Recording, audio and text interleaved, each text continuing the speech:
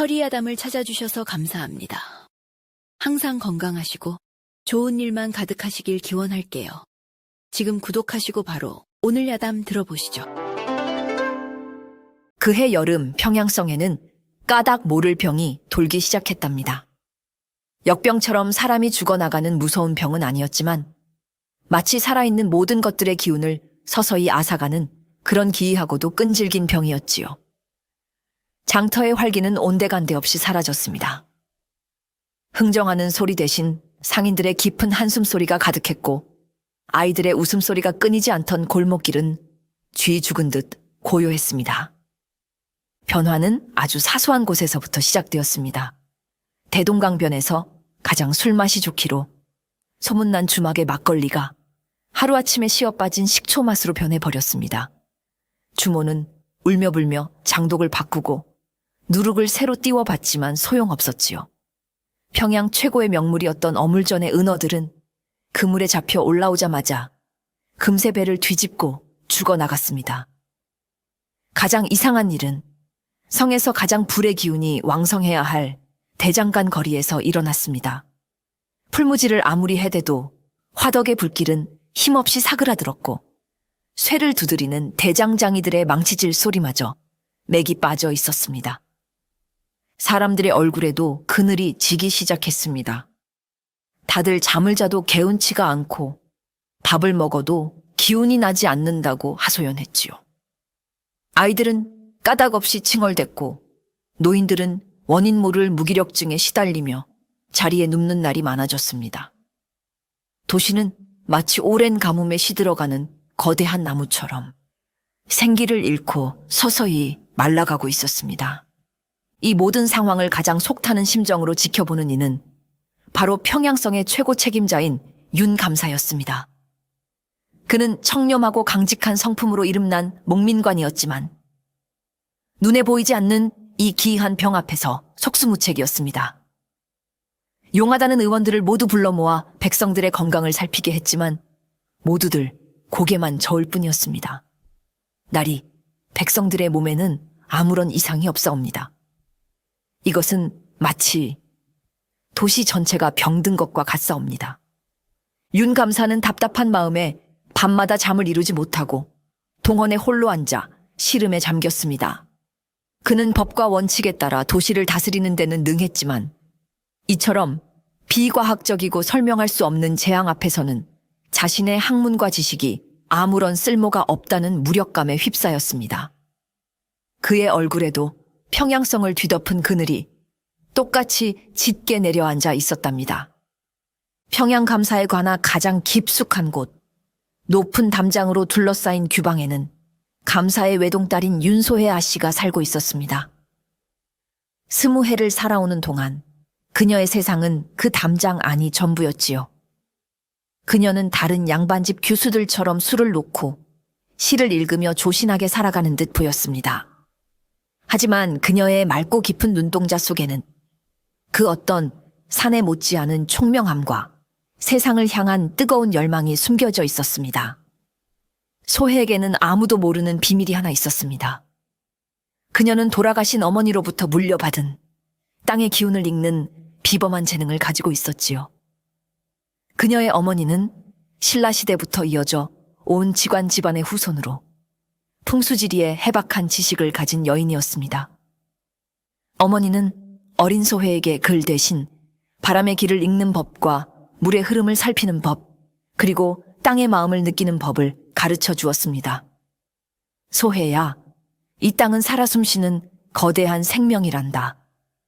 우리는 그저 이 땅에 잠시 기대어 살아가는 존재일 뿐이니 늘 겸손하게 땅의 소리에 귀를 기울여야 한단다. 어머니가 돌아가신 후 소혜는 규방에 갇혀 지내면서도 어머니의 가르침을 잊지 않았습니다. 그녀는 아버지의 서재에서 몰래 풍수지리에 관한 책들을 가져다 읽으며 밤낮으로 그 이치를 탐구했습니다. 그녀에게 마당에 작은 돌멩이 하나, 나무 한 그루는 그냥 존재하는 것이 아니었습니다. 그 모든 것은 보이지 않는 기운의 흐름 속에서 서로 영향을 주고받는 거대한 우주의 일부였습니다. 평양성에 기이한 병이 돌기 시작했을 때 소혜는 단번에 그 원인이 땅에 있음을 직감했습니다. 그녀는 밤마다 자신의 방창가에 서서 잠든 평양성 전체를 감싸고 흐르는 기운을 느꼈습니다. 그리고 마침내 문제의 근원을 찾아냈지요. 평양성으로 들어오는 거대한 생명의 기운, 즉 생기의 흐름이 어딘가에서 꽉 막혀 도시 전체가 서서히 질식해가고 있었던 것입니다. 이 도시가 신음하고 있어. 그녀는 창밖을 바라보며 나지막이 속삭였습니다. 그녀의 눈에는 다른 사람들이 보지 못하는 병든 도시의 모습이 보였습니다. 혈맥이 막혀 괴로워하는 거대한 생명체의 모습이. 소혜는 당장이라도 아버지에게 달려가 이 사실을 알리고 싶었습니다. 아버지, 이 모든 것은 땅의 병 때문입니다. 제가 그 막힌 혈맥을 짚어낼 수 있습니다. 하지만 그녀는 이내 고개를 저었습니다. 아버지는 눈에 보이지 않는 기운이나 풍수 같은 것을 미신이라 여기는 철저한 현실주의자였습니다. 더구나 아녀자의 말을 듣고 도시의 운명을 결정할 만큼 어리석은 분도 아니었지요. 그녀의 말은 그저 철없는 딸의 치기 어린 잠꼬대로 치부될 것이 뻔했습니다. 아무것도 할 수 없다는 무력감에 그녀는 답답한 가슴을 쳐야 했습니다. 며칠 밤낮을 고민하던 소혜는 마침내 대담한 결심을 내렸습니다. 아버지가, 그리고 세상이 자신의 말을 믿어주지 않는다면 스스로 세상 밖으로 나가 문제를 해결하는 수밖에 없다고.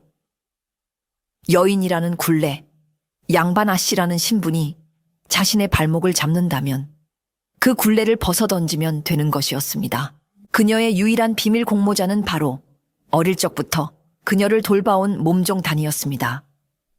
단이는 소혜의 비밀스러운 재능을 알고 있는 유일한 사람이자 그녀를 친언니처럼 따르는 충직한 아이였지요.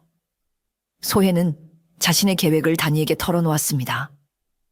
단이야, 내가 밤마다 관할을 빠져나가야겠다. 이 도시를 구하기 위해서. 단이는 기겁을 하며 아씨를 말렸습니다. 아씨, 제정신이십니까? 만약 감사 나리께 들키기라도 하면 걱정 말거라. 아무도 나를 알아보지 못하게 할 것이니 너의 도움이 필요하다. 소혜의 눈빛은 흔들림 없었습니다. 그날 밤부터 두 사람의 은밀한 작전이 시작되었습니다. 단이는 자신의 낡은 무명옷과 창고 구석에서 찾아낸 늙은 할머니의 옷가지를 소혜에게 가져다 주었습니다. 소혜는 답답한 비단 치마 대신 거친 무명옷으로 갈아입었습니다. 그리고 쌀가루와 꿀, 검댕을 섞어 얼굴에 깊은 주름을 그리고 검버섯을 찍어 넣었습니다. 마지막으로 허리를 구부정하게 굽히고 머리에 하얀 수건을 질끈 동여매자 거울 속에는 곱디고 온 양반집 아씨는 온데간데 없고 평생 약초를 캐며 험한 산을 누볐을 법한 깐깐하고 허름한 노파 한 명이 서 있었습니다. 이제부터 나는 이 땅의 모든 것을 관장한다는 전설 속 여신, 마고 할미다. 소혜가 쉰 목소리를 흉내내며 말했습니다. 그날 밤 소혜는 단이의 도움을 받아 아무도 모르게 관아의 가장 낮은 뒷담을 넘어 세상 밖으로 나갔습니다. 처음으로 제 발로 밟아보는 밤의 거리는 낯설고 두려웠지만 그녀의 마음은 해방감과 굳은 사명감으로 뜨거웠습니다. 그녀는 허리를 굽힌 채 한 손에는 지팡이를, 다른 한 손에는 어머니의 유품인 작은 윤도를 쥐고 신음하는 평양성의 구석구석을 살피기 시작했습니다. 병든 도시의 혈맥을 짚기 위한 아씨의 위험하고도 위대한 이중 생활이 막 시작된 것입니다. 마고 할미로 변신한 소혜가 가장 먼저 향한 곳은 평양성 남쪽에 위치한 대장간 거리였습니다. 풍수지리에 따르면 남쪽은 불의 기운을 관장하는 곳으로 도시의 활기와 열정을 상징하는 곳이었습니다. 하지만 그녀가 도착한 대장간 거리는 마치 폐허처럼 스산하고 차가운 기운만이 감돌고 있었지요. 대부분의 대장간은 문을 닫았고 간간히 들려오는 망치질 소리마저 힘이 없었습니다. 소혜는 윤도를 꺼내 거리의 기운을 살폈습니다. 윤도의 바늘이 미세하게 떨리며 불의 기운이 한 곳으로 모이지 못하고 흩어지고 있음을 가리켰습니다. 마치 바람 앞의 촛불처럼 도시의 심장이 꺼져가고 있는 것이었습니다. 그때 유일하게 불이 켜져 있는 한 대장간에서 깊은 한숨 소리가 들려왔습니다. 소혜는 그곳으로 발걸음을 옮겼습니다. 대장간 안에서는 백발이 성성한 황홍기 텅 빈 화덕 앞에 쪼그리고 앉아 담배를 피우고 있었습니다. 그는 이 거리에서 평생을 쇠와 함께 살아온 최고의 대장장이었습니다. 에휴, 이제 이놈의 망치도 내려놓을 때가 됐나 보구나. 황온근 꺼져가는 불씨를 보며 자신의 신세를 한탄하고 있었습니다. 소혜가 조용히 안으로 들어서자 그는 경계심 가득한 눈으로 그녀를 쳐다보았지요. 뉘시오, 할멈. 볼일 없으면 어서 나가시오. 보다시피 곧 문 닫을 참이니. 마고 할미는 그의 퉁명스러운 말투에 아랑곳하지 않고 화덕을 유심히 살피며 말했습니다. 불의 문제가 아니라 불을 품는 터의 문제요. 영감. 그녀의 엉뚱한 말에 황홍은 어이가 없다는 듯 헛웃음을 쳤습니다. 터 문제라니? 내가 이 자리에서 40년을 쇠를 두드렸소. 이제 와서 터 타령이라니 노망이라도 들었소? 40년 전의 땅과 지금의 땅이 같을 것 같소. 마고 할미는 날카롭게 받아쳤습니다. 영감의 기운이 쇠한 것이 아니라 이 땅의 불기운이 길을 잃고 헤매고 있단 말이오. 화로의 숨구멍이 꽉 막혀 불이 숨을 쉬지 못하고 있지 않소. 황온근 처음에는 그녀를 미친 노파 취급했지만 화로의 숨구멍이라는 말에 자신도 모르게 귀를 기울였습니다. 그것은 오직 대장장이들만이 아는 불의 기운을 다루는 은어였기 때문입니다. 이 노파가 보통 내기가 아님을 직감한 것입니다. 그는 반신반의하며 자신의 사정을 털어놓았습니다. 이상하게 몇 달 전부터 풀무지를 아무리 해도 불이 제대로 붙지를 않소. 겨우 불을 살려 쇠를 두드리려 해도 기운이 빠져 망치질 몇 번의 숨이 턱까지 차오르니 이제는 호미 한 자루 만들 힘도 없구려. 마고 할미는 고개를 끄덕였습니다. 내가 그 막힌 숨구멍을 트이워주지. 그리하면 영감의 망치질 소리가 다시 평양성 담장을 넘을 것이오. 그녀의 목소리에는 흔들림 없는 확신이 담겨 있었습니다. 황온근 지푸라기라도 잡는 심정으로 이 기이한 노파의 말을 한번 믿어보기로 했습니다. 그래서 내가 뭘 하면 되겠소? 굿이라도 한 판 버려야 하는 것이오. 마고 할미는 고개를 저었습니다. 거창한 것은 필요 없소. 땅의 이치란 아주 작은 변화에서부터 시작되는 법이니. 그녀는 지팡이로 대장간 바닥을 툭툭 치며 간결하고 명확한 처방을 내렸습니다. 그녀의 목소리는 늙은 노파의 것이라고는 믿기지 않을 만큼 맑고 힘이 있었지요. 첫째, 지금 그 화로는 이 대장간의 기운을 모두 빨아들이는 흉한 자리에 있어. 당장 화로의 방향을 해가 뜨는 동쪽으로 정확히 새치만 옮기시오. 동쪽은 새로운 생명이 솟아나는 방향이니 불의 기운을 되살릴 것이오. 둘째, 저기 저 꽉 막힌 서쪽 벽을 보시오. 저 벽이 불이 타는데 꼭 필요한 바람의 길을 막고 있어. 저 벽에 다른 건 필요 없고 딱 어른 손바닥만 한 작은 창을 하나 내시오. 그리하면 서쪽에서 불어오는 서늘한 바람이 화로의 뜨거운 기운과 만나 스스로 불길을 키우는 바람 길이 열릴 것이오. 마지막으로 대장간 문 앞에 늘 놓아두는 저 소금 단지를 치우시오. 소금은 물의 기운을 품고 있으니 불의 기운과는 상극이오. 대장간의 기운을 억누르는 주범이 바로 저놈이란 말이오. 화로를 새치 옮기고 작은 창을 내고 소금 단지를 치우라.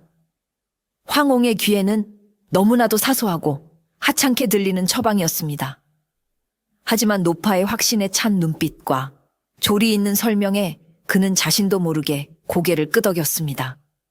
믿져야 본전 아니겠는가. 그 말을 끝으로 마고 할미는 닷새 뒤에 다시 오겠소 라는 말만 남기고 홀연히 사라졌습니다.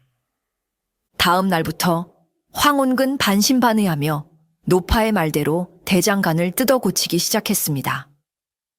무거운 화로를 혼자 끙끙대며 동쪽으로 새치 옮기고 흙벽을 뚫어 작은 창을 냈으며 늘 그 자리에 있던 소금 단지를 창고 깊숙이 치워버렸습니다. 그리고 닷새째 되던 날 아침이었습니다. 황온근 마지막 희망을 걸고 화덕에 불을 지폈습니다.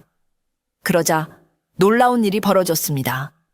예전에는 풀무지를 한참 해야 겨우 살아나던 불씨가 성냥 하나를 던져 넣자마자 순식간에 활활 타오르기 시작한 것입니다. 그리고 서쪽 벽의 작은 창문으로 시원한 바람이 솔솔 불어 들어오자 불길은 마치 용이 솟구치듯 거대한 불기둥이 되어 천장을 향해 맹렬하게 타올랐습니다. 오! 황온근 그 엄청난 불길 앞에서 자신도 모르게 탄성을 내뱉었습니다. 그는 시뻘겋게 달아오른 쇠를 꺼내 모루 위에 올려놓고 망치를 휘둘렀습니다. 쾅! 쾅! 쾅! 신기하게도 며칠 전까지만 해도 천근망은 무겁던 망치가 깃털처럼 가볍게 느껴졌습니다.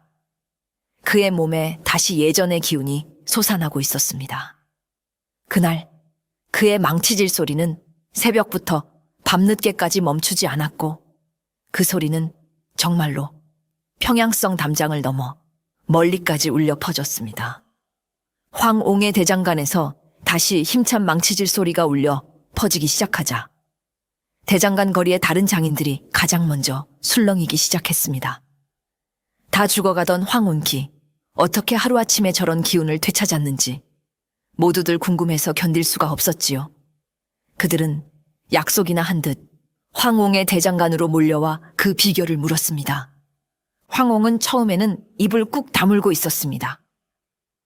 하지만 동료들의 간절한 청에 마침내 며칠 전 찾아왔던 기이한 노파에 대한 이야기를 털어놓았지요. 웬 약초꾼 할미가 나타나서는 터가 문제라며 몇 가지를 고치라고 하더군. 믿져야 본전이다 싶어 따라했더니 보시다시피 이렇게 되었네. 그의 말을 들은 다른 대장장이들도 앞다투어 자신의 가게를 노파의 처방대로 뜯어 고치기 시작했습니다. 그러자 거짓말처럼 그들의 화덕에서도 예전의 불길이 다시 타오르기 시작했지요.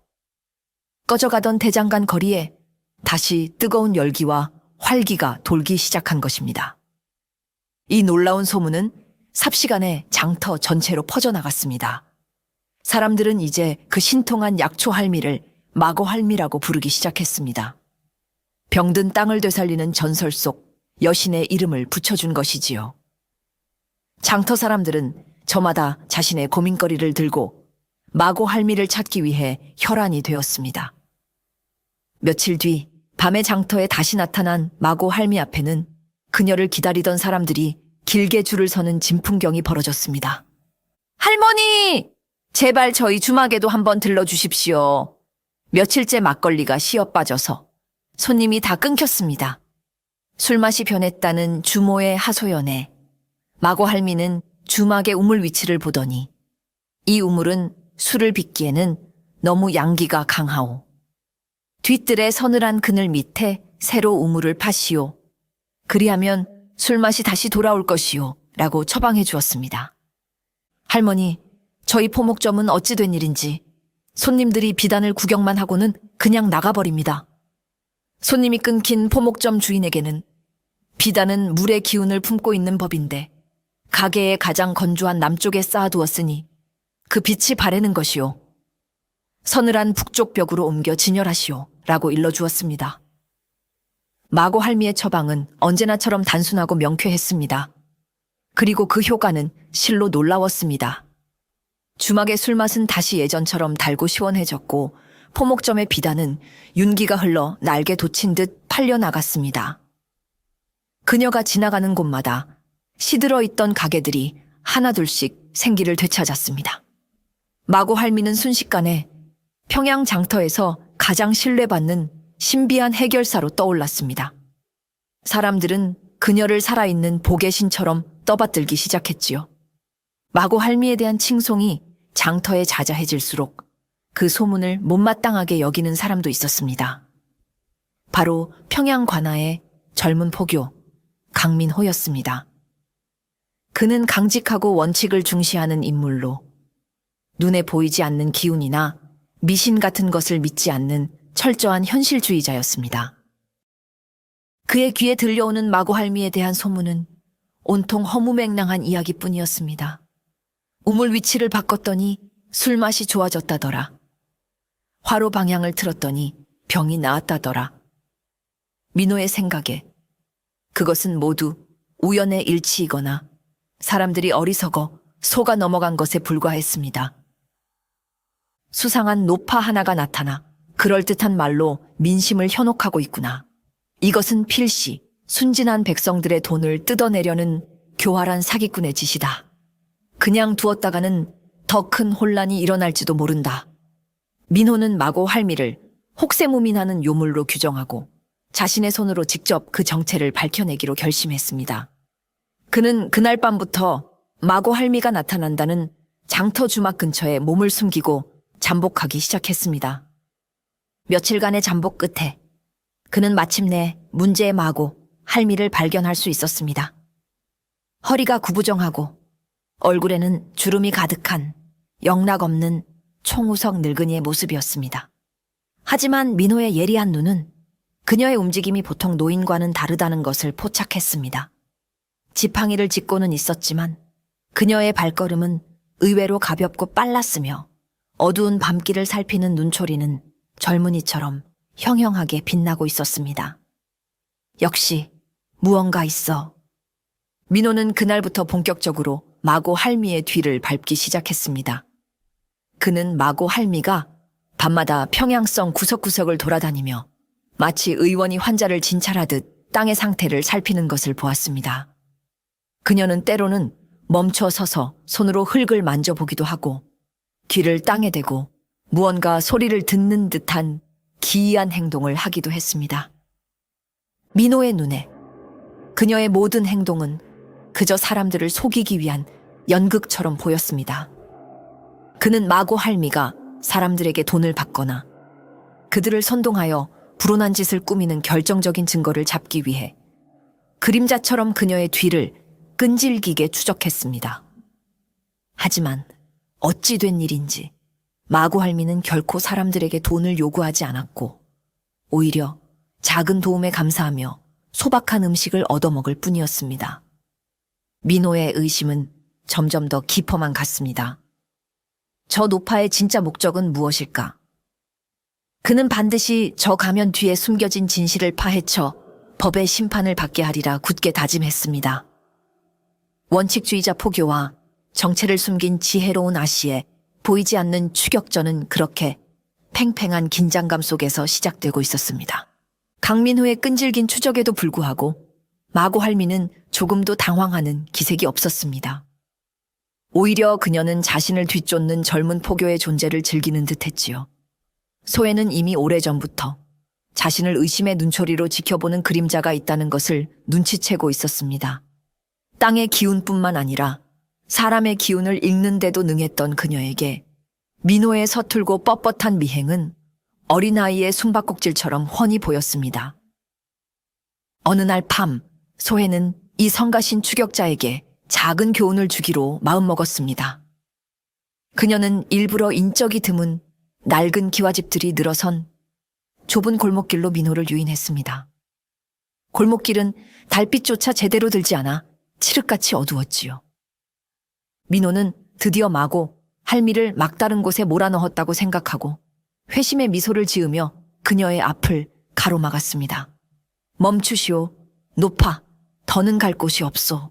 그는 허리춤에 칼을 빼들 기세로 위험 있게 소리쳤습니다. 요망한 노파. 밤마다 돌아다니며 민심을 어지럽히는 이유가 무엇이냐.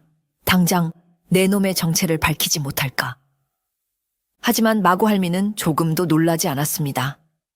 그녀는 태연하게 지팡이로 바닥을 한번 툭 치더니 쉰 목소리로 말했지요. 어허 젊은 포교나리. 그리 서슬 퍼렇게 나오실 필요는 없소. 그러다 다치시기라도 하면 큰일 아니오. 뭐 내년이 감히 나를 협박하는 것이냐. 민호는 어이가 없었습니다. 마고 할미는 피식 웃으며 고개를 들어 바로 그의 머리 위를 쳐다보았습니다. 협박이 아니라 걱정이요. 포교나리, 당장 세 걸음만 뒤로 물러나시오. 곧 머리 위로 낡은 기왓장이 떨어질 터이니 말이오. 땅의 기운이 그리 말해주고 있소이다. 그녀의 말은 너무나도 황당하고 뜬구름 잡는 소리였습니다. 민호는 그녀가 궁지에 몰리자 헛소리로 위기를 모면하려는 것이라 생각하고 비웃었습니다. 그런 유치한 속임수에 넘어갈 내가 아니다. 꼼짝 말고 거기 서서. 민호의 말이 채 끝나기도 전이었습니다. 파삭 하는 소리와 함께 그의 바로 머리 위 낡은 기와지붕에서 기왓장 한 장이 미끄러져 내렸습니다. 기왓장은 민호의 갓을 아슬아슬하게 스치고 지나가 그의 발 앞에 쨍그랑 하는 요란한 소리를 내며 산산조각 났습니다. 만약 그가 한 발짝만 더 앞에 있었더라면 머리가 깨졌을지도 모를 아찔한 순간이었습니다. 민호는 새하얗게 질린 얼굴로 자신의 발 앞에 박살난 기왓장 조각과 어둠 속에서 자신을 빤히 쳐다보고 있는 마고 할미를 번갈아 보았습니다. 온몸에 소름이 돋았습니다. 이것은 우연일까? 아니면 정말로 저 노파가 미래를 예견한 것일까? 그의 이성적인 머리와 눈앞에서 벌어진 비현실적인 사건이 격렬하게 충돌하기 시작했습니다. 그가 혼란에 빠져 굳어있는 사이 마고 할미는 어둠 속으로 유유히 사라져 버렸습니다. 그날 이후 민호는 더 이상 마고 할미를 단순한 사기꾼으로만 볼 수 없게 되었습니다. 강민호와의 기싸움에서 가볍게 승리한 소혜는 이제 평양성이 앓고 있는 병의 진짜 근원을 찾아 나섰습니다. 그녀는 지난 며칠간 밤마다 도시의 지맥을 짚으며 마침내 모든 문제의 원인이 물에 있다는 것을 깨달았습니다. 풍수지리에서 물은 곧 재물이자 생명의 근원이었습니다. 도시 전체를 감싸고 흐르는 물줄기는 마치 사람의 몸속 혈관처럼 땅의 생기를 구석구석 실어 나르는 역할을 했지요. 그런데 지금 평양성은 그 가장 중요한 혈맥 하나가 꽉 막혀 온몸이 마비된 환자와 같은 상태였습니다. 소혜는 도시의 수맥을 며칠간 밤을 새워가며 끈질기게 추적했습니다. 그녀는 낡은 윤도를 손에 쥐고 땅속 깊은 곳에서 흐르는 미세한 물의 기운을 따라 도시의 가장 낮은 곳에서부터 가장 높은 곳까지 샅샅이 훑었습니다. 그리고 마침내 평양성으로 들어오는 가장 크고 중요한 주된 물줄기가 어느 한 지점에서 거짓말처럼 사라져버리는 것을 발견했습니다. 그 물줄기가 향하는 곳은 바로 평양 최고의 부호이자 대부호인 정거상의 거대한 저택이었습니다. 소혜는 높은 언덕에 올라 정거상의 저택을 내려다보았습니다. 그리고는 경악을 금치 못했습니다. 정거상은 교묘하고도 대담한 방법으로 도시 전체의 생명수를 자신의 집으로 끌어들이고 있었던 것입니다. 그는 자신의 저택을 지을 때 평양성으로 들어오는 주된 수맥 바로 위에 터를 잡았습니다. 그리고는 저택 지하의 거대한 인공수로를 파서 도시로 흘러가야 할 물줄기를 모두 자신의 정원으로 돌려놓았던 것입니다. 그의 정원에는 거대한 인공 연못이 있었고 그곳에서는 사시사철 맑은 물이 소사나 희귀한 꽃과 나무들을 키우고 있었습니다. 정거상은 그 아름다운 정원을 손님들에게 자랑하며 자신의 부와 권세를 과시했지요. 하지만 그 화려함의 이면에는 도시 전체의 생기를 흡혈귀처럼 빨아들이는 끔찍한 탐욕이 숨겨져 있었습니다. 대장간의 불이 약해진 것도, 주막의 술맛이 변한 것도, 그리고 사람들이 원인 모를 무기력증에 시달리는 것도 모두 이 때문이었습니다. 도시의 혈액과도 같은 물이 마르니 불의 기운도 쇠하고 곡식의 맛도 변하며 사람들의 생기마저 메말라가고 있었던 것입니다. 정거상은 자신의 사치스러운 정원 하나를 위해 평양성 전체를 시들게 만들고 있었던 것입니다. 소혜는 분노에 온몸이 떨려왔습니다. 이것은 단순히 한 부자의 욕심을 넘어 도시 전체를 상대로 한 끔찍한 범죄였습니다. 그녀는 주먹을 불끈 쥐었습니다. 이제 그녀의 목표는 명확해졌습니다. 정거상의 탐욕을 멈추고 막힌 물길을 터서 병든 평양성을 다시 살려내는 것. 그것이 바로 그녀가 해야 할 일이었습니다. 소혜는 자신이 발견한 끔찍한 진실을 어떻게 세상에 알려야 할지 깊은 고민에 빠졌습니다. 정거상은 평양성에서 막강한 권력을 쥐고 있는 인물이었습니다. 섣불리 덤벼들었다가는 오히려 자신이 위험에 빠질 수도 있었습니다. 고민 끝에 그녀는 아버지인 윤 감사의 지혜와 권위를 빌리기로 했습니다. 그녀는 평양을 걱정하는 한 백성이라는 이름으로 정거상이 물길을 독점하여 도시를 병들게 하고 있다는 내용의 익명 투서를 써서 아버지의 서재에 몰래 넣어두었습니다.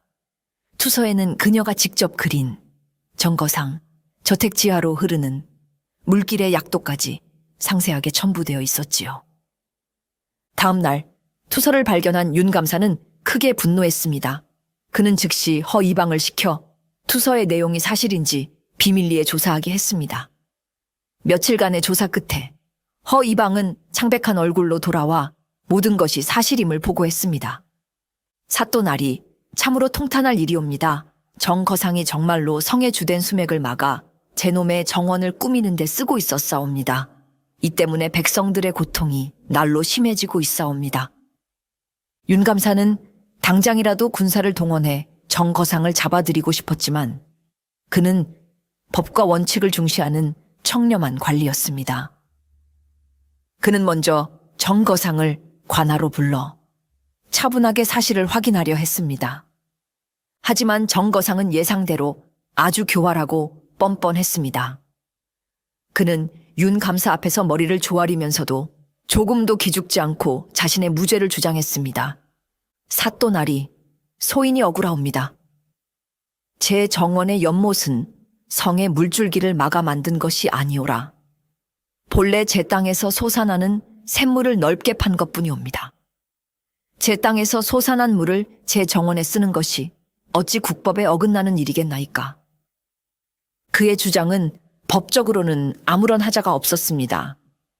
그가 파놓은 지하수로는 너무나도 교묘하고 은밀하여 외부에서는 그저 그의 땅에서 물이 솟아나는 것처럼 보일 뿐이었습니다. 명백한 증거 없이는 그의 죄를 묻기가 어려웠습니다. 윤 감사는 분노했지만 법의 한계 앞에서 속수무책이었습니다. 그는 정거상의 뻔뻔한 얼굴을 보며 힘없는 백성들을 돕지 못하는 자신의 무력함에 깊은 고뇌에 빠졌습니다. 그는 밤늦도록 동헌에 홀로 앉아 법이란 대체 무엇인가, 정의란 무엇인가 라며 탄식했습니다. 한편 소혜는 아버지의 서재 문틈으로 이 모든 상황을 지켜보고 있었습니다. 그녀는 아버지가 고뇌하는 모습을 보며 가슴 아파했습니다. 그리고 동시에 깨달았습니다. 때로는 굳게 닫힌 법의 문을 여는 것은 딱딱한 법전이 아니라 사람의 마음을 움직이는 지혜와 하늘의 이치를 따르는 용기라는 것을. 그녀는 이제 아버지의 법이 아닌 자신의 방법으로 이 문제를 해결해야겠다고 굳게 다짐했습니다. 정거상은 비록 감사의 추궁을 교묘하게 빠져나갔지만 마음 한구석이 찜찜했습니다. 자신의 비밀스러운 악행을 누군가 꿰뚫어 보고 있다는 사실이 불안했기 때문이지요. 그러던 채 그의 귀에 마고 할미에 대한 소문이 더욱 무성하게 들려왔습니다. 땅의 기운을 읽고 막힌 곳을 뚫어준다는 신통한 노파.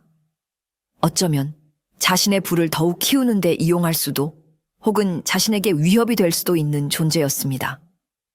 정거상은 마고 할미의 실력을 직접 확인하고 자신의 편으로 끌어들이기 위해 그녀를 찾아 나섰습니다. 그는 며칠간의 수소문 끝에 밤마다 장터 주막에 나타나는 마고 할미를 만날 수 있었습니다. 정거상은 왈자 노인 앞에 값비싼 비단 방석을 깔아주며 극진히 대접하는 척했습니다. 할머니, 소문은 익히 들었소. 할머니의 신통한 능력으로 내 정원의 풍수를 한번 봐주시지 않겠소? 내 정원의 재물운이 더욱 흥하게 만들어준다면 이 금덩이를 모두 드리리다. 그는 눈앞에 번쩍이는 금덩이가 든 주머니를 내려놓았습니다. 마고 할미는 금덩이는 쳐다보지도 않고 정거상의 얼굴을 빤히 들여다보았습니다.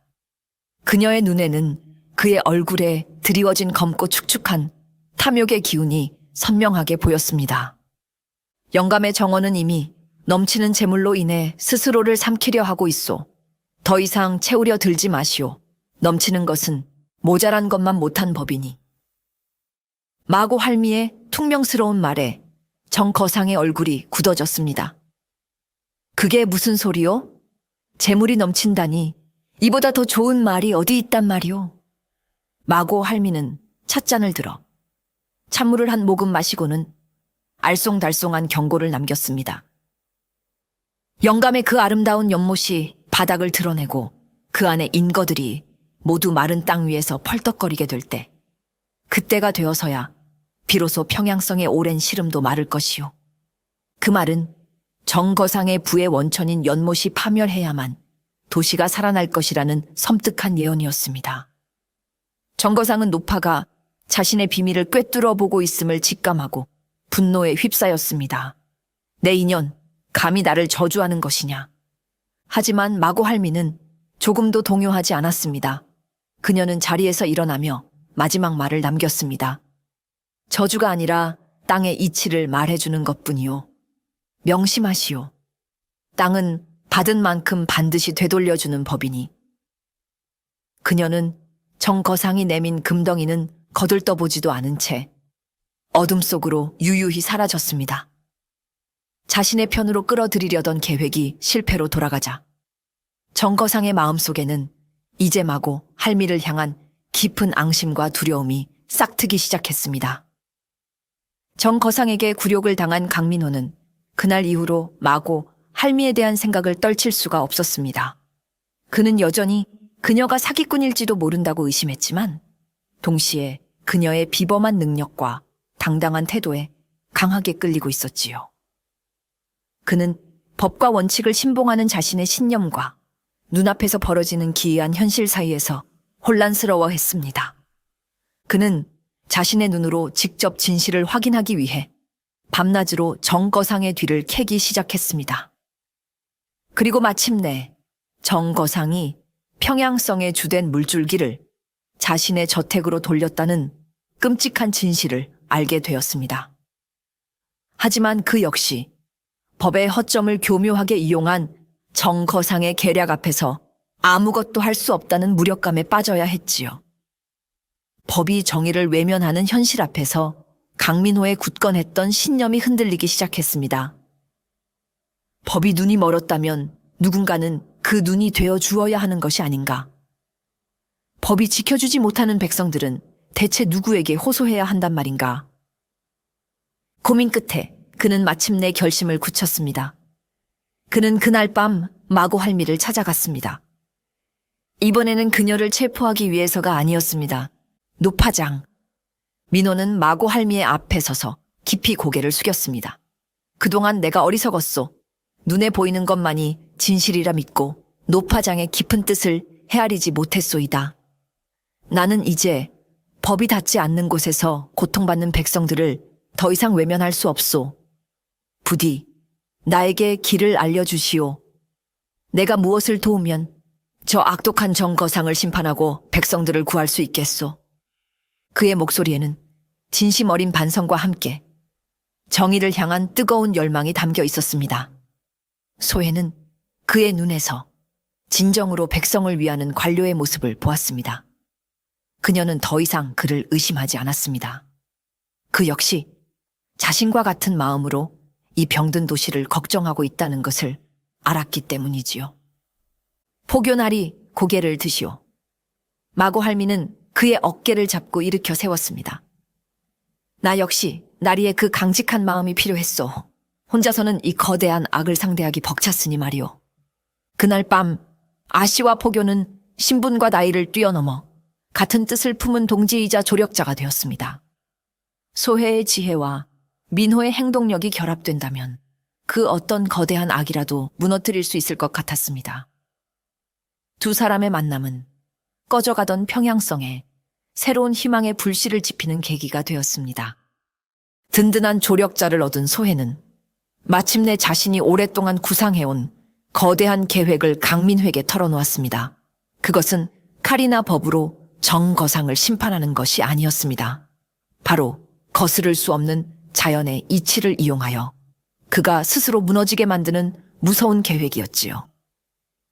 정거상은 땅의 힘을 훔쳐 자신의 배를 불렸으니 마땅히 땅의 힘으로 심판받아야 합니다. 소혜의 목소리는 낮았지만 그 안에는 서늘한 결의가 담겨 있었습니다. 그녀는 민호와 함께 밤마다 평양성 주변의 지세를 살피기 시작했습니다. 그녀는 바람의 흐름과 구름의 모양, 그리고 땅이 머금은 습기의 미세한 변화를 통해 곧 다가올 하늘의 때를 읽어내고 있었습니다. 며칠간의 관찰 끝에 그녀는 마침내 확신에 찬 목소리로 민호에게 말했습니다. 닷새 뒤 평양에 10년 만에 큰 장마가 시작될 것입니다. 사흘 밤낮으로 하늘의 구멍이라도 뚫린 듯 엄청난 비가 쏟아질 것입니다. 민호는 그녀의 말을 믿을 수 없었습니다. 며칠째 하늘은 구름 한 점 없이 맑기만 했기 때문입니다. 노파장, 그 말을 어찌 확신하시는 것이오? 나는 바람의 소리를 듣고 땅의 숨소리를 느끼오. 자연은 결코 거짓을 말하지 않소이다. 포교나리는 그저 내 말을 믿고 따를 준비만 하시면 됩니다. 소혜는 민회에게 자신의 계획을 상세하게 설명했습니다. 엄청난 비가 내리면 정거상이 독점한 그 물줄기는 그의 저택으로 쏟아져 들어갈 것입니다. 평소라면 그의 연못을 채우고 남은 물이 다른 곳으로 흘러갔겠지만 지금은 상황이 다릅니다. 우리는 그 물이 빠져나가지 못하도록 거대한 둑을 쌓아 그의 저택을 고립시킬 것입니다. 그것은 실로 대담한 계획이었습니다.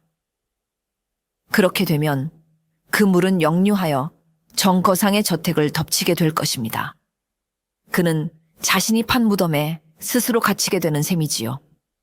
하늘이 비를 내리면 땅이 그를 심판할 것입니다.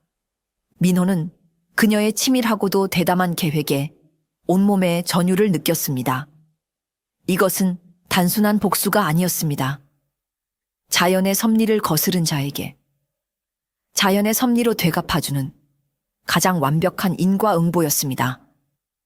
그는 더 이상 망설이지 않았습니다. 그는 아씨의 지혜를 믿고 그녀의 칼이 되어 움직이기로 굳게 결심했습니다. 이제 남은 것은 닷새 뒤에 찾아올 하늘의 때를 기다리는 것뿐이었습니다. 닷새라는 시간은 길지 않았습니다. 소혜와 강민호는 그 시간 동안 평양성의 민심을 움직여야만 했습니다. 두 사람은 다음 날부터 장터 사람들을 만나 설득하기 시작했습니다. 가장 먼저 찾아간 곳은 황옹의 대장간이었습니다. 마고 할미의 도움으로 다시 기운을 차린 황온근, 그녀의 말을 굳게 믿고 있었습니다. 할멈, 내가 뭘 도우면 되겠는가? 닷새 뒤에 큰 비가 내릴 것이오. 그때 정거상의 탐욕을 심판해야 하오. 우리와 함께할 사람들을 모아주시오. 황옹은 두 팔을 걷어붙이고 나섰습니다. 그는 대장장이들을 비롯하여 마고 할미에게 도움을 받았던 모든 상인들을 불러 모았습니다. 주막주모, 포목점 주인, 그리고 억순네까지. 그들은 모두 마고 할미의 은혜를 입은 자들이었기에 기꺼이 그녀의 뜻에 따르기로 했습니다. 강민호 역시 관아의 포교라는 신분을 이용하여 사람들을 설득했습니다. 그는 처음에는 마고 할미의 예언을 믿지 않고 비웃던 사람들에게 정거상의 악행과 그가 물길을 독점했다는 증거를 보여주었습니다. 그리고 이렇게 경고했지요. 만약 큰 비가 내린다면 정거상의 집으로 흘러간 물은 갈 곳을 잃고 역류하여 바로 여러분의 가게와 집을 덮칠 것입니다. 살고 싶다면 우리 손으로 우리의 삶터를 지켜야 합니다. 처음에는 반신반의하던 사람들도 강직한 포교인 강민호의 진심 어린 호소와 황옹을 비롯한 신뢰받는 상인들의 증언에 점차 마음을 움직이기 시작했습니다. 무엇보다 그들은 정거상에게 오랫동안 억압받아온 울분이 있었습니다. 마침내 장마가 시작되기 이틀 전 수백 명의 장터 사람들이 자발적으로 삽과 지게를 들고 정거상의 저택 주변으로 모여들었습니다. 그들은 소해가 미리 표시해둔 지점을 따라 밤낮을 가리지 않고 둑을 쌓기 시작했습니다. 그것은 관아의 명령에 의한 강제 노역이 아니었습니다. 자신들의 생존을 위해 그리고 빼앗긴 정의를 되찾기 위해 백성들 스스로가 일어선 것입니다. 정거상은 자신의 집 주변에 둑이 쌓이는 것을 보고 비웃었습니다. 저 어리석은 것들, 감히 내 물길을 막으려 들어? 어디 해볼 테면 해보아라. 그는 마고 할미의 예언을 그저 늙은 노파의 저주쯤으로 여기고 코웃음 칠 뿐이었습니다. 백성들의 땀과 눈물, 그리고 분노가 한데 뭉쳐 거대한 흙둑이 되어 정거상의 저택을 서서히 포위해 가고 있었습니다. 그리고 마침내 소해가 예언했던 5째 날이 되었습니다. 아침부터 하늘은 잔뜩 찌푸려 있었고 후덥지근한 바람이 불어왔지요. 정고가 지나자 하늘에 구멍이라도 뚫린 듯 10년 만에 기록적인 폭우가 쏟아지기 시작했습니다. 쏴! 장대 같은 빗줄기는 온 세상을 집어삼킬 듯 맹렬하게 대지를 때렸습니다. 평양성의 거리는 순식간에 흙탕물로 변했고 사람들은 두려움에 떨며 집 안으로 몸을 숨겼습니다. 모두가 공포에 떨고 있을 때 오직 한 사람, 정거상만이 자신의 저택 누각에 앉아 유유히 술잔을 기울이고 있었습니다. 그는 창밖으로 쏟아지는 폭우를 보며 껄껄 웃었지요. 하하하, 비가 많이 올수록 내 정원의 연못은 더욱 풍성해지겠구나. 저 어리석은 것들이 쌓은 흙둑 따위가 이 하늘의 물을 막을 수 있을 것 같으냐. 하지만 그의 오만한 웃음은 그리 오래가지 못했습니다. 쏟아진 빗물은 모두 그가 만들어 놓은 물길을 따라 그의 저택 정원으로 미친 듯이 쏟아져 들어왔습니다. 처음에는 그의 아름다운 연못을 가득 채우는 듯 했지만 비의 양은 상상을 초월했습니다. 연못은 순식간에 범람했고 정원은 거대한 흙탕물 바다로 변해갔습니다. 문제는 그 다음이었습니다. 평소라면 넘치는 물이 다른 배수구를 통해 성 밖으로 빠져나갔겠지만 지금은 백성들이 쌓아 올린 거대한 흙둑이 그 길을 완전히 가로막고 있었습니다. 갈 곳을 잃은 엄청난 양의 물은 이제 거꾸로 역류하여 정거상의 저택 본체를 향해 밀려들기 시작했습니다. 으악! 물이 들어온다. 하인들의 비명소리가 터져 나왔습니다. 흙탕물은 순식간에 그의 자랑이던 대청마루를 덮쳤고 그가 평생을 바쳐 모은 값비싼 가구와 비단들을 집어삼켰습니다. 정거상은 술상이 엎어지는 것도 모른 채 벌떡 일어나 이 믿을 수 없는 광경을 바라보았습니다. 자신이 독점했던 생명수가 이제는 자신의 모든 것을 파괴하는 무서운 재앙이 되어 돌아온 것입니다. 그의 아름다운 정원은 거대한 흙탕물 지옥으로 변했고 그의 화려했던 저택은 물에 잠겨 아수라장이 되었습니다. 그는 자신이 판 무덤에 스스로 갇혀버린 꼴이었습니다. 밖에서는 빗소리와 함께 자신을 저주하는 백성들의 함성 소리가 희미하게 들려오는 듯 했습니다. 정거상의 저택이 흙탕물에 잠겨 아수라장이 되는 동안 둑 너머의 백성들은 숨을 죽이고 그 광경을 지켜보았습니다. 마고 할미의 예언이 한치의 오차도 없이 현실이 되는 것을 보며 그들은 두려움과 함께 통쾌함을 느꼈지요. 정거상은 흙탕물이 허리까지 차오르는 저택 안에서 이성을 잃고 미친 사람처럼 날뛰었습니다. 안 돼, 내 재산, 내 평생을 바쳐 모은 내 보물들이. 그는 물에 둥둥 떠다니는 비단 꾸러미와 도자기들을 건지려 허우적거렸지만 거센 물살에 휩쓸려 속수무책이었습니다. 그 순간 그의 머릿속에 이 모든 재앙의 원흉이 떠올랐습니다. 마고 할미, 그 요망한 노파 때문이다. 그리고 저 둑을 쌓은 저것들 때문이다. 분노에 눈이 뒤집힌 정거상은 하인들을 이끌고 밖으로 뛰쳐나왔습니다. 그는 쏟아지는 비를 맞으며 백성들이 쌓아 올린 둑을 향해 달려갔습니다. 이 둑만 없애면 살 수 있다. 어서 저 둑을 허물어라. 그는 직접 삽을 들고 미친 듯이 둑을 파헤치기 시작했습니다. 하지만 백성들이 며칠 밤낮을 꼬박 세워 쌓아 올린 둑은 그의 광기 어린 삽질 몇 번에 무너질 만큼 허술하지 않았습니다. 오히려 쏟아지는 비에 흠뻑 젖은 흙더미는 더욱 단단하게 굳어져 있었지요. 정거상이 둑 위에서 발을 구르며 악을 쓰고 있을 때였습니다. 쿠르르릉. 그가 서 있던 바로 그 땅 밑에서 불길한 소리가 들려왔습니다.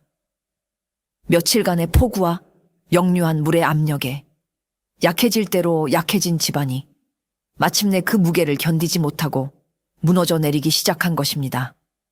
우악! 정거상은 비명 한 번 제대로 지르지 못하고 자신이 서 있던 땅과 함께 아래로 푹 꺼져 버렸습니다. 그가 떨어진 곳은 바로 자신이 만든 거대한 흙탕물 웅덩이였습니다. 그는 자신이 판 무덤에 스스로 빠져버린 꼴이었습니다.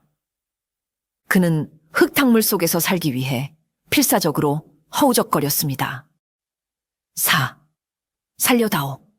나 좀 꺼내다오. 하지만 둑 위에 서 있던 백성들은 누구 하나 그에게 손을 내밀지 않았습니다. 그들은 그저 차가운 눈으로 자신들의 고혈을 빨아먹던 탐욕스러운 거머리가 흙탕물 속에서 발버둥 치는 모습을 묵묵히 지켜볼 뿐이었습니다. 그것이야말로 그가 받아야 할 가장 마땅한 땅의 심판이었습니다. 비가 그치고 흙탕물에 빠졌던 정거상은 목숨은 건졌지만 그의 모든 것을 잃었습니다. 재산은 물에 잠겨 못쓰게 되었고 그의 권위는 땅에 떨어졌으며 무엇보다 백성들의 신뢰를 완전히 잃어버렸지요. 며칠 뒤 그는 백성들의 원성을 견디지 못하고 밤을 틈타 야반도주하듯 평양성을 떠나고 말았습니다. 도시를 병들게 하던 거대한 악이 사라지자 평양성에는 다시 활기가 돌기 시작했습니다. 이 모든 기적의 중심에 신비한 마고 할미가 있었다는 것을 모르는 사람은 아무도 없었지요. 사람들은 그녀를 찾기 위해 장터를 헤맸지만 그녀는 그날 이후로 다시는 모습을 드러내지 않았습니다. 한편 윤 감사는 딸 소혜의 방을 찾아갔습니다. 그는 딸의 책상 위에 놓인 낡은 풍수 지리서와 평양성의 지도가 그려진 종이를 보고 모든 것을 깨달았습니다. 그동안 도시를 구한 지혜로운 마고 할미가 바로 자신의 철없는 딸이었다는 사실을 말입니다. 그는 딸의 어깨를 조용히 감싸 안았습니다. 소혜야, 이 아비가 어리석었다. 나는 법전의 글자만 보았지. 네가 보았던 땅과 사람의 마음을 보지 못했구나. 네가 이 아비보다 그리고 이 평양성의 그 어떤 사내보다도 훌륭하다. 그의 목소리에는 깊은 반성과 함께 딸에 대한 자랑스러움이 가득했습니다. 그는 딸의 모든 행동을 용서하고 그녀를 자신의 가장 현명한 조언자로 삼기로 했습니다. 그날 저녁 소혜는 강민호를 자신의 규방으로 조용히 불렀습니다. 그녀는 더 이상 허리 굽은 노파가 아닌 맑고 청명한 아씨의 모습으로 그를 맞았지요. 포교나리, 그동안 고생 많으셨습니다. 제가 바로 나리께서 그토록 쫓으시던 요망한 노파입니다. 강민호는 자신의 눈앞에 서 있는 아름다운 아씨와 자신이 존경하고 연모하게 된 지혜로운 노파의 모습이 겹쳐 보이는 것에 한동안 말을 잇지 못했습니다. 그는 놀라움과 당혹감, 그리고 기쁨이 뒤섞인 복잡한 감정에 휩싸였지요. 하지만 이내 그는 그녀의 깊은 뜻을 이해하고 따뜻한 미소를 지었습니다. 아씨의 지혜에 소인이 완전히 감복하였나이다. 두 사람의 눈빛 속에는 신뢰를 넘어선 따뜻한 애정이 피어오르고 있었습니다. 탐욕의 근원이었던 정거상이 사라지고 그가 막았던 물길이 제자리를 찾자 평양성에는 놀라운 변화가 일어나기 시작했습니다. 마치 오랜 가뭄 끝에 단비가 내린 것처럼 도시 전체에 다시 생기가 돌기 시작한 것입니다. 강민호와 마을 사람들은 힘을 합쳐 정거상이 어지럽혀 놓았던 물길을 바로잡는 대대적인 공사를 벌였습니다. 그들은 더 이상 정거상의 정원으로만 향하던 물줄기를 도시 곳곳의 논과 밭, 그리고 장터의 모든 가게로 골고루 흐르도록 새로운 수로를 팠습니다. 생명수가 다시 흐르자 가장 먼저 반응한 것은 땅이었습니다. 메말랐던 논밭은 다시 촉촉한 생기를 되찾았고 시들었던 곡식과 채소들은 파릇파릇한 새싹을 틔우기 시작했습니다. 장터 역시 예전의 활기를 되찾았습니다. 황홍의 대장간 화덕에서는 그 어느 때보다 거센 불길이 타올랐고 그의 힘찬 망치질 소리는 다시 장터의 아침을 열었습니다. 주막의 술은 다시 달고 시원한 맛을 되찾아 손님들의 발길이 끊이지 않았지요. 억순내의 떡은 더욱 쫄깃해졌고 포목점에 비다는 윤기가 흘렀습니다. 사람들의 얼굴에 드리워져 있던 어두운 그늘이 걷히고 다시 건강한 혈색과 활기찬 웃음이 돌아왔습니다.